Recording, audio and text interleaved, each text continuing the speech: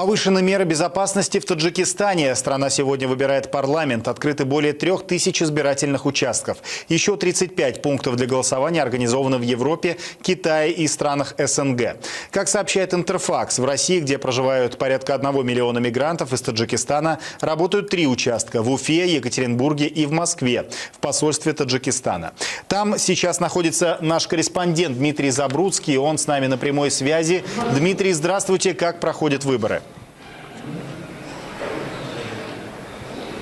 Здравствуйте, Александр. Явку на выборы депутатов Нижнего парламента Республики Таджикистан здесь в посольстве самой страны назвали высокой. Одна из причин – это количество самих избирательных участков. В России их всего 3. Как вы сказали, это в Уфе, Екатеринбурге и, естественно, в Москве. Избирательный участок здесь, в дипмиссии Таджикистана в столице России, открылся в 6 утра. Ожидается, что в голосовании примут участие около 10 тысяч человек. Причем большая часть граждан республики, находящихся здесь, в столице и в Московской области, уже выполнили свой гражданский долг.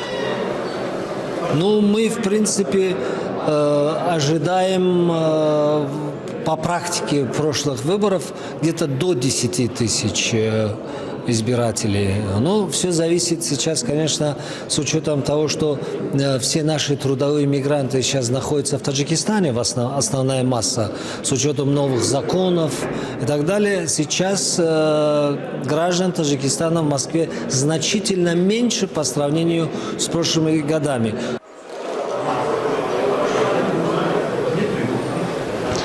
По оценкам экспертов, всего в России проголосуют около 20 тысяч человек. Количество граждан Таджикистана в России значительно сократилось из-за ужесточения миграционной политики, поэтому и сократилось количество электората.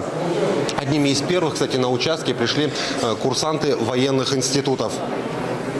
Сейчас все проходит по-честному и все охрана, все проходит по правилам, никаких там лишних действий.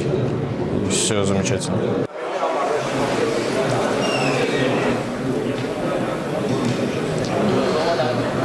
Избирательные участки на территории России в Уфе, Екатеринбурге и Москве будут работать до 8 часов вечера, после чего здесь же будут подведены предварительные итоги и распечатаны бюллетени.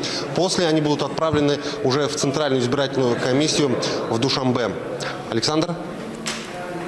Благодарю вас, Дмитрий. Дмитрий Забрудский о том, как проходят выборы в парламент Таджикистана.